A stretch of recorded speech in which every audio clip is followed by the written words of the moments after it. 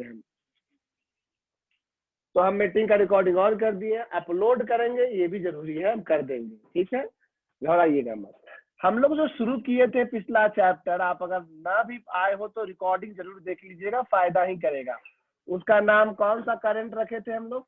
Alternating current. Alternating current में कुछ कुछ बातें हुई थी कि हम लोगों ने सबसे पहले इस चैप्टर में एक टर्म पढ़ा था, उसका नाम था एसी डायनेमो। क्या नाम था उसका? AC dynamo. ये वो तरीका है जिसके जरिए आप अल्टरनेटिंग वोल्टेज पैदा करते हैं। दो कॉइल या दो मैग्नेट पोल यानी नॉर्थ और साउथ के बीच में आप एक कॉइल को रोटेट करते हो तो उससे ईएमएफ पैदा होता है। हम उसमें बताया था कि वोल्टेज का फॉर्मूला होता है V इक्वल टू, जो नहीं आया तो वो सुन ले, V equal to V naught sine omega T. Voltage किसके टर्म में वैरी किया बताइए? साइन के टर्म में। इसको कहते हैं साइनोसॉइडल वोल्टेज। इसीलिए करंट भी जो होगा वो इसी के तरीके से होगा, I equal to I naught sine omega T. क्योंकि ये साइन के हिसाब से अपना वैल्यू बदलता है। साइन का ग्राफ पता है ना, 0 फिर 1 फिर ये इस तरह से, फिर यहाँ तक एक टाइम पीरियड कंप्लीट होता है। इसीलिए इन सब करंट को हम लोग कौन सा करंट कहते थे? Sinusoidal current. और इस पे हम लोग बात किए ये भी थे कि करंट या तो साइन के फंक्शन में होगा या तो कॉस के फंक्शन में भी हो सकता है।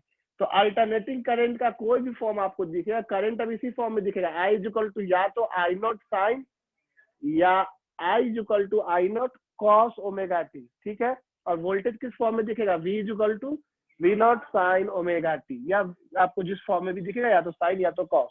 तो अल्टरनेटिंग करंट में कुछ कुछ बातें हुई थी, ध्यान सुनिएगा। ये जो टर्म यहाँ पे V नॉट था, इसको हम लोग कहते हैं मैक्सिमम वोल्टेज, या इसको हम लोग कहते हैं पीक वोल्टेज। इसका वैल्यू याद होगा किसी किसी को, एन बी ए ओमेगा, याद आया?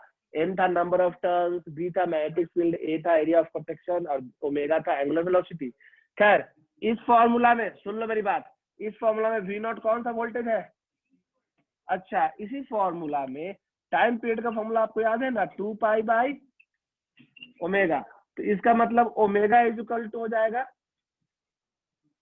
2 पाई बाई टी। आपको पता है 1 बाई टाइम पीरियड को फ्रीक्वेंसी कहते हैं, 1 बाई टाइम पीरियड, तो ये कहला जाएगा 2 पाई एफ। अधिकतर स्कूलों में आप देखिएगा बड़ा अच्छा अच्छा क्वेश्चन पूछता है, एक ऑब्जेक्टिव में पूछता है कि एक सोर्स है जिसका पीक वोल्टेज का वैल्यू दिया हुआ है 220 वोल्ट, ये पीक वोल्टेज है, यानी कितना है ये? वी नॉट, और उसका फ्रीक्वेंसी दिया हुआ है 50 हर्ज। फ्रीक्वेंसी का यूनिट क्या होता है? हर्ज होता है, या सेकेंड इनवर्स भी। तो बताइए उसका वोल्टेज का इक्वेशन लिख के दिखाइए। तो आप बोलेगा अरे वोल्टेज का इक्वेशन तो मास्टर साहब सिखाया है, V equal to V naught sine omega T. आप एक स्टेप बढ़ के V equal to V naught sine omega के जगह पे हम क्या लिख सकते हैं? 2 पाई एफ इंटू में क्या? टी।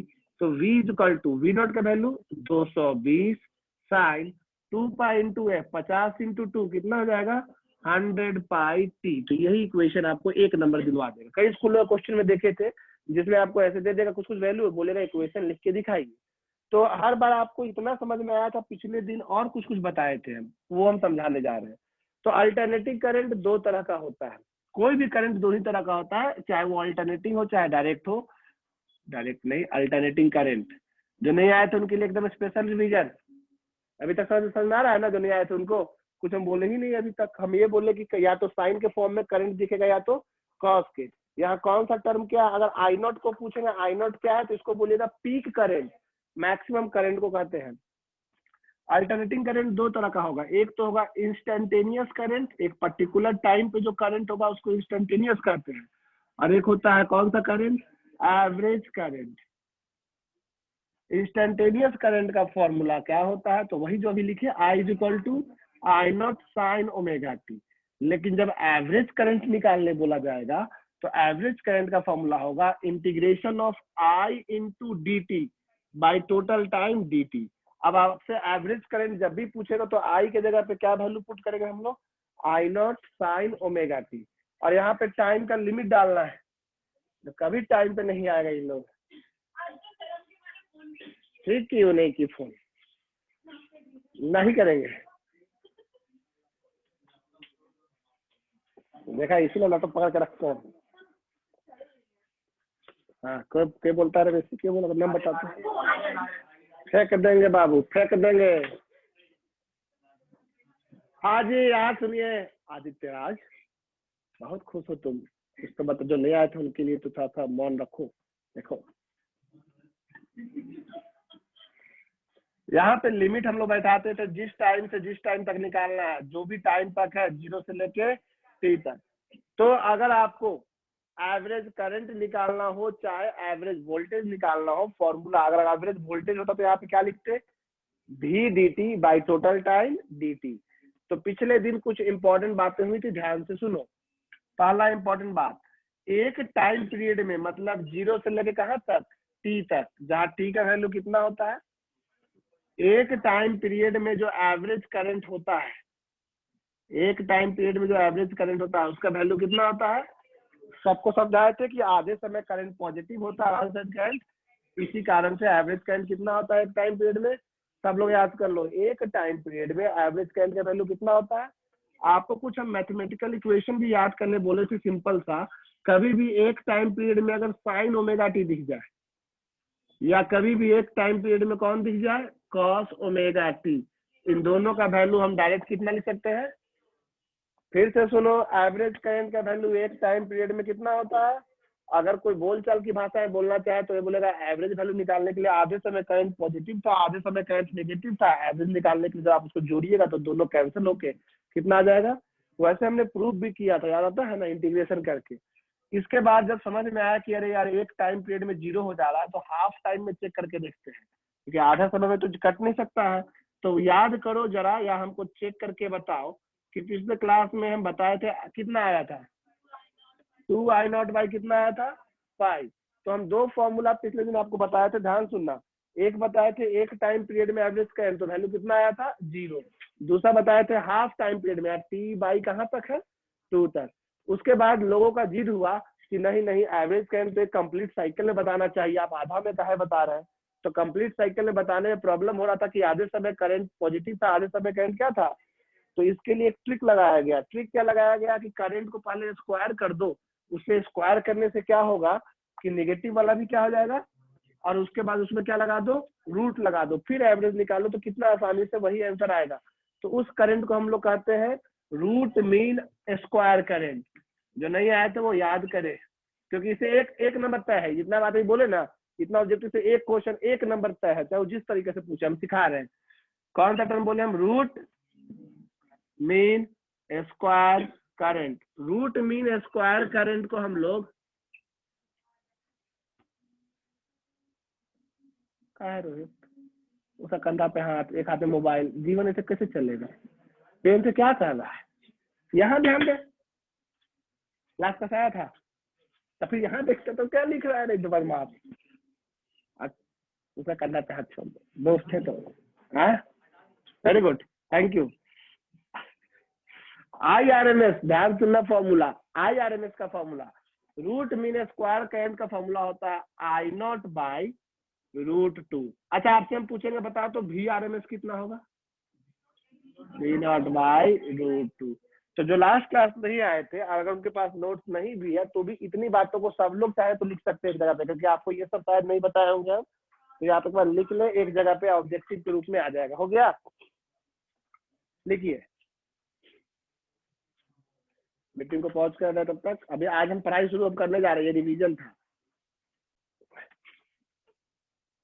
देखिए, कई बार लोग पूछते हैं कि अल्टरनेटिंग करंट ज्यादा खतरनाक है कि डायरेक्ट करंट।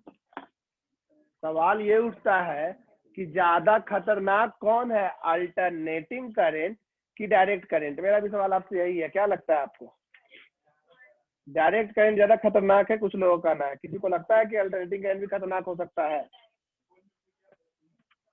छू के देखे, ये हमारे घरों में अल्टरनेटिंग करंट आ रहा है।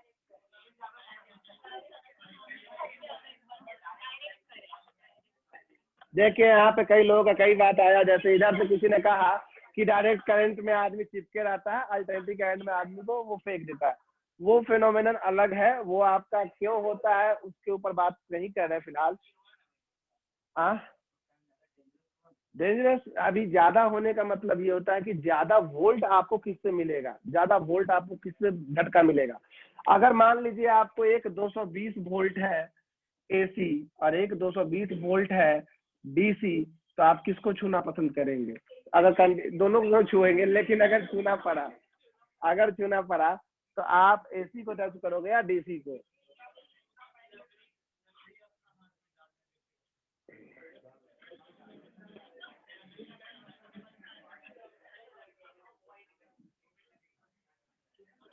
अब ध्यान से सुनिए, एक बात यहाँ पे समझने की कोशिश कीजिए कि जो भी आप डिवाइसेस देखते हैं उसमें जो आपको करंट लिखा रहता है या V नॉट का या V का वैल्यू लिखा रहता है, सब एवरेज वैल्यू होता है, RMS वैल्यू। कौन सा वैल्यू? सारा वैल्यू RMS है। कहीं पे वोल्टेज V लिखा है और कुछ नहीं बोल रहा है, मतलब आप समझ लीजिए कि ये कौन सा वैल्यू है? RMS value. और शांत। और VRMS का वैल्यू मान लो किसी जगह पे 220 वोल्ट दिया है ना, AC में ही RMS होगा, तो वो 220 वोल्ट है। तो असल में वो कितना है maximum?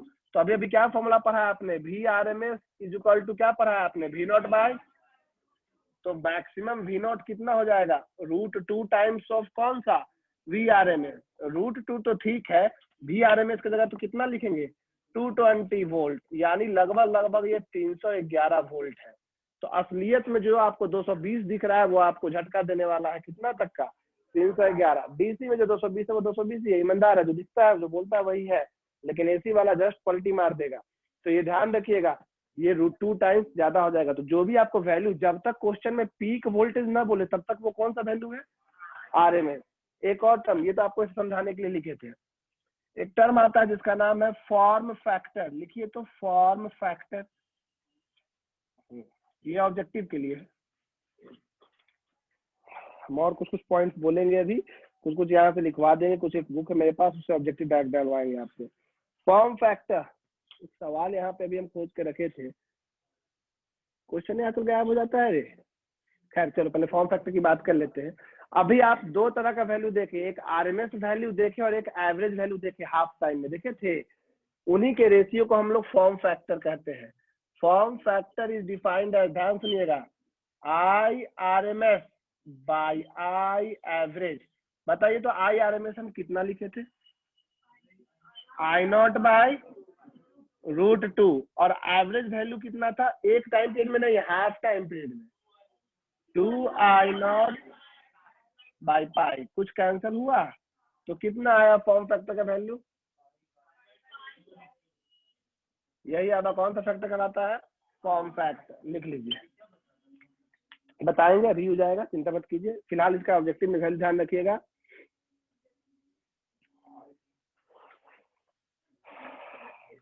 RMS value average value से कितना वेरी कर रहा है, ठीक है। और कई बार इसी फॉर्म में आपको कई डिवाइस में, कई इंस्ट्रूमेंट में या कई रिजल्ट में यही आपको दिया रहेगा कि RMS और एवरेज वैल्यू में कैसे रिलेशन पता करना, तो ये आपको गिवन रहेगा। हम अभी मार्कर उठाए कहीं बेच आए क्या? ये मार्कर एक नया मार्कर नहीं मिल रहा, अभी जो इनकम जिसमें से काम कर रहे थे वो भी नहीं है। चलिए अब सुनिएगा, हम जब भी अल्टरनेटिंग करंट आज के बाद बोलेंगे उसका सिंबॉलिक रिप्रेजेंटेशन, सिंबल आपको याद होगा। आप डायरेक्ट करंट या बैटरी को आप ऐसे दिखाते थे, इस तरह से बैटरी, ये कहलाता था DC सोर्स। अगर हम इस तरह का सिंबल बनाए, ये देखो, ये अब बैटरी नहीं बना सकते हैं आप कहीं भी सर्किट में, ऐसा बना दिएगा तो डायरेक्ट करंट का एग्जाम्पल हो जाएगा। अब आपको कहीं भी करंट भेजना है तो आप ऐसे बनाओगे, ये कैसा सोर्स कहलाएगा?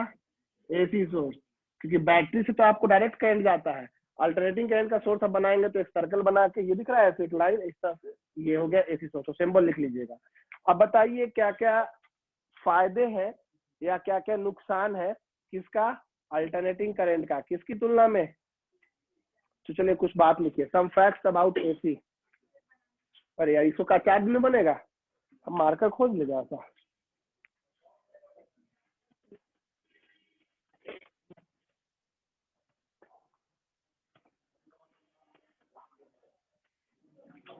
सम फैक्ट्स अबाउट AC के बारे में कुछ फैक्ट बताने जा रहे हैं, ध्यान से देखिएगा, फिर वो सवाल करेंगे। सम फैक्ट्स अबाउट AC, पहला पॉइंट। अच्छा, अलग अलग देश में अलग अलग फ्रीक्वेंसी भी होता है, पता है ना, अलग अलग वोल्टेज भी होता है। ऐसा क्यों होता है? यहाँ का चार्जर वहां काम नहीं करे इसीलिए। तो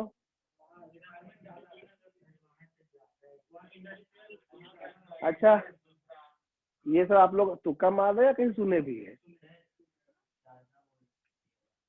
कहीं पे ज्यादा भी है, कहीं कम भी है, ऐसा क्यों है?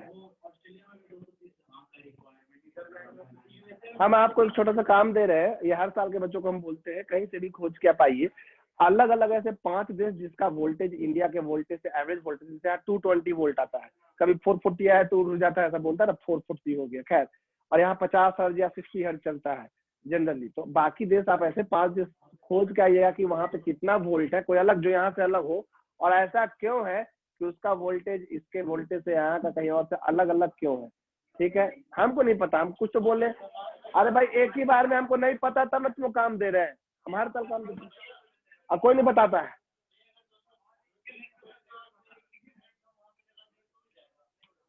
क्या हुआ क्या नहीं होगा वही तो इस चैप्टर में आपको हम सिखाने जा रहे हैं। शांत नहीं। अरे भाई तो अच्छा सुनिए, आपसे हम रिक्वेस्ट किए कि इस बहाने घर जाके मोबाइल में कभी सोशल मीडिया से हट के गूगल कर लीजिएगा इस बारे में, तो क्या समझ आएगा, कुछ जानकारी मिलेगा। चलिए पहला पॉइंट, आपको पता है ना कि एसी को डीसी में कन्वर्ट कर सकते हैं? नहीं, एसी को डीसी में कन्वर्ट कर सकते हैं, लेकिन डीसी को एसी में इन्वर्ट भी कर सकते हैं, दोनों कर सकते हैं। कैसे करते हैं पता है? डीसी को एसी में कन्वर्ट करते इन्वर्टर घर घर में है ना, लिखिए AC can converted, an AC can be converted into DC with the help of rectifier. An AC can be converted into DC with the help of rectifier. While DC can be converted into AC with the help of inverter. An AC can be converted into DC with the help of rectifier. पहले क्या बोले हम, AC को convert कर सकते हैं किसमें, किसके हेल्प से, और दूसरा में क्या लिखे, while DC can be converted into AC with the help of inverter. भाई क्या बात करें, तभी से ट्रांसफार्मर के पीछे आप लोग हाथ धो के पड़ गए हैं। ट्रांसफार्मर तो वोल्टेज ज्यादा और कम करता है। गुड, आप बताइए रोहित, ट्रांसफार्मर जो है उसमें एसी काम करता है, क्या डीसी भी काम कर सकता है? डीसी काम नहीं कर सकता, क्यों, वो हम बताएंगे। ठीक है, बहुत बढ़िया, वेरी गुड। अरे तुम लोग एक बार में नहीं सुनता रहेगा हमारे साहब। An AC can be converted into DC with the help of rectifier, while DC can be converted into AC with the help of inverter. पगला सर एक बार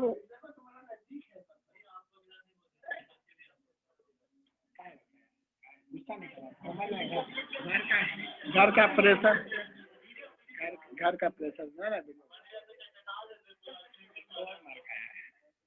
मैंने उसी के लिए कद्दू भात में लाया था। नंबर दूसरा, लाया कहाँ है तुम? हम पढ़ाएंगे रेक्टिफायर सेमी कंडक्टर डिवाइस में।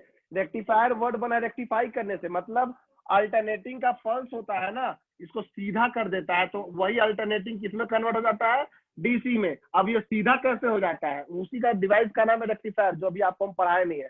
पढ़ाए तो इन्वर्टर भी नहीं है, तो क्या नहीं पूछे, जानते हैं। रेक्टिफायर हम पढ़ाएंगे, रेक्टिफायर आपको सेमी कंडक्टर में हमको पढ़ाना है रेक्टिफायर। ठीक है, 2 रेक्टिफायर पढ़ना है, हाफ वेव रेक्टिफायर एंड, देखा पहले जानता है, फुल वेव रेक्टिफायर 2 पढ़ना है, दोनों सिलेबस में है। लेकिन अब सेकेंड टर्म में आप लोग, ऐसा थोड़ी है कि फर्स्ट टर्म में स्टॉप कर गया, सेकेंड टर्म भी तो पढ़ना पड़ेगा। चलिए लिखिएगा नंबर दूसरा। अभी बोलेंगे हम भाई, तुम लोग आज अजीब बेचैनी है, सबको बोलने ही नहीं दे रहा है। आज लिखिएगा नंबर दूसरा, the AC can not produce chemical effects of current. AC cannot produce chemical effects of current. AC cannot produce chemical effect of current. Chemical effect of current जैसे क्या क्या, like electroplating और electrolysis। electrolysis सुने हैं? Electrolysis आप chemistry में जो पढ़े हैं उसमें कभी भी आपका टीचर एसी नहीं लगाया होगा, जब भी लगाया होगा बैटरी लगाया होगा। इलेक्ट्रोलिसिस कभी भी एसी से नहीं हो सकता, एसी की बुराई हो गई। वो चीज किससे हो सकता है? कोई पूछेगा कि भाई ऐसा क्यों होता है, अल्टरनेटिंग करंट इलेक्ट्रोलिसिस क्यों नहीं दे सकता है? तो कारण ये है कि आयन का इनर्शिया ज्यादा होता है, और इनर्शिया ज्यादा होने की वजह से वो किसका पाथ फॉलो नहीं कर पाता है? एसी का पाथ फॉलो नहीं कर सकता है, लेकिन डीसी का पाथ आसानी से फॉलो कर जाता है। लिखिएगा, क्या लिखवाए थे, लाइन पढ़िए तो। AC can not produce chemical effect of current like electroplating और एज, कारण भी लिख लीजिए, as due to large inertia, as due to large inertia, as due to large inertia, ions cannot follow the path of या follow the frequency of AC. Ions cannot follow the frequency of AC. Ions cannot follow the frequency of what? AC. Next.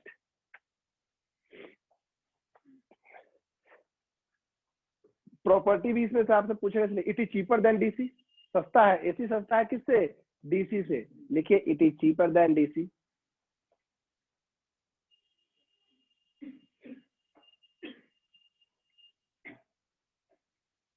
अच्छा, AC जो है ना, इसका आप कभी भी उसको स्टेप अप भी कर सकते हैं, स्टेप डाउन भी, मतलब वोल्टेज को ज्यादा भी कर सकते हैं। और जहां पावर हाउस से पहले जब आता है, पावर प्लांट से बिजली हाई वोल्टेज में जाता है, काफी हाई वोल्टेज में, सुनते हैं 11,000 वोल्ट का तार जा रहा है, 25,000 वोल्ट का तार जा रहा है, घर में भेज देगा सीधे, बर्बाद हो जाइएगा, घर उड़ जाएगा।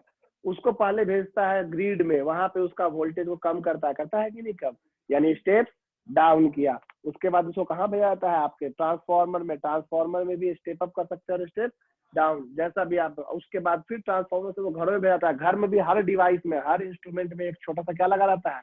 ट्रांसफार्मर, जो अपने हिसाब से या तो उसको स्टेप अप कर सकता है या स्टेप डाउन। ये सुविधा एसी के साथ है। एसी को या तो आप स्टेप अप कर सकते हैं, स्टेप डाउन। डीसी को ना तो आप स्टेप अप कर सकते हैं ना तो स्टेप डाउन। डीसी ट्रांसफार्मर में यूज नहीं होता है। अभी आपको अलग से एक टॉपिक पढ़ाएंगे, उसका नाम क्या होगा? ट्रांसफार्मर। और वहां पे आपको जवाब मिल जाएगा कि एसी ही क्यों होता है, डीसी क्यों नहीं, प्रूफ में मिल जाएगा, ठीक है? क्योंकि आपके मन में सवाल आएगा ना कि डीसी काहे नहीं कर सकते हैं, उसका जवाब बस 2 क्लास के बाद ट्रांसफार्मर मिलेगा। लिखिएगा, AC can be stepped up और down with the help of transformer. AC can be stepped up or down with the help of transformer. AC can be stepped up or down with the help of transformer. अच्छा देखिए, शुरू में ये AC की जब खोज alternative जब मिल गया तो लोगों को बहुत ज्यादा ये टेंशन था कि आखिर हमें डेली लाइफ में एसी यूज करना चाहिए कि डीसी। एडिसन जिन्होंने बल्ब की खोज की थी, जिनका काफी ज्यादा योगदान है, थॉमस अल्वा एडिसन, वो किसके पक्षधर थे पता है आपको?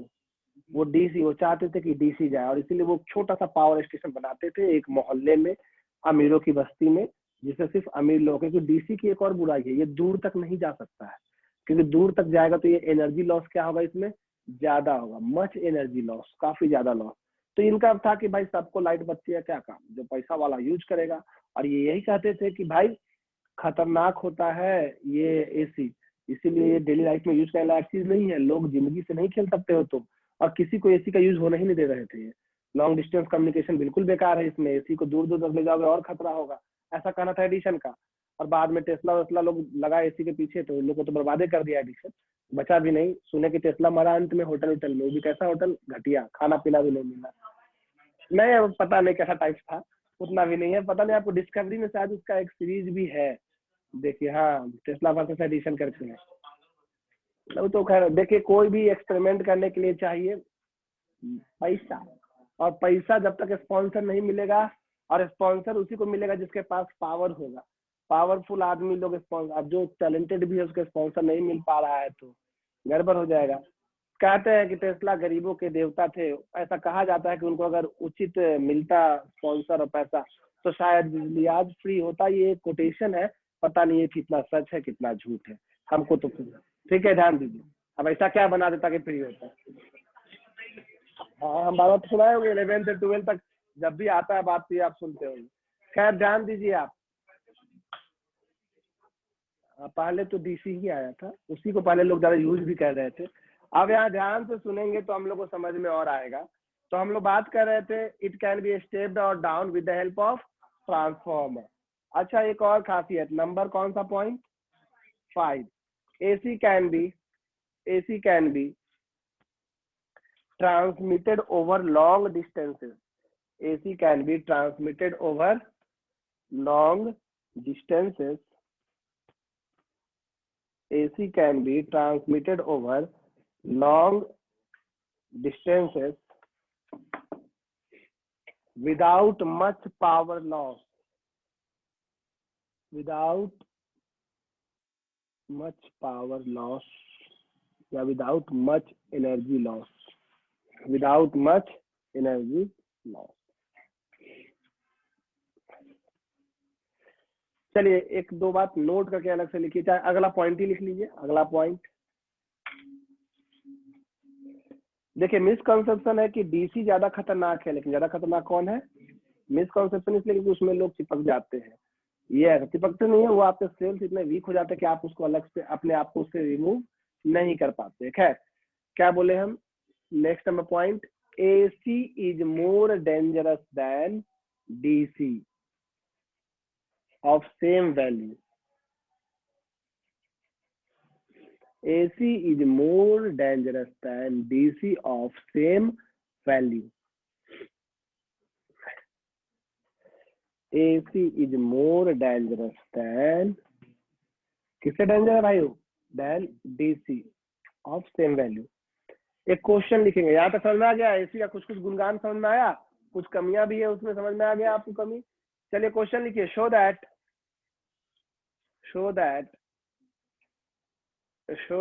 the average heat produced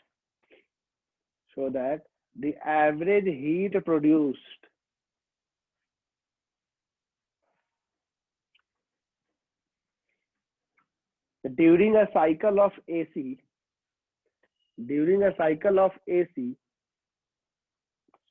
is same as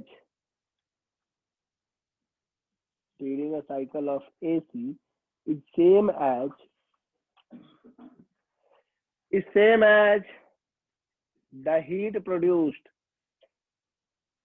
by DC with I is equal to I RMS. With I is equal to I RMS। Question यहाँ सामने में बुक है उससे लिख रहे हैं। ऑनलाइन में सोचा कि उनको ताक रहे हैं, आपको देख रहे हैं, बुक रखे हैं, देखो उससे क्वेश्चन दिए हैं। ऑनलाइन में सोचता हूँ कि माइक कैमरा तो ऊपर ही, नीचे क्या देखता है हम लोग को। कभी तुम लोग का वीडियो ऑन नहीं करवाते, कितना अच्छा टीचर है? कभी किसी को तो कभी तो ऐसे शौकिया हम करवा दिए होंगे ऐसे कि हाँ भाई दूसरा मीटिंग ये का हुआ हो मनी भैया, वेरी गुड, तुमको डिसबे किया। सारा फॉर्मूला याद हो रहा है आप लोग को धीरे धीरे।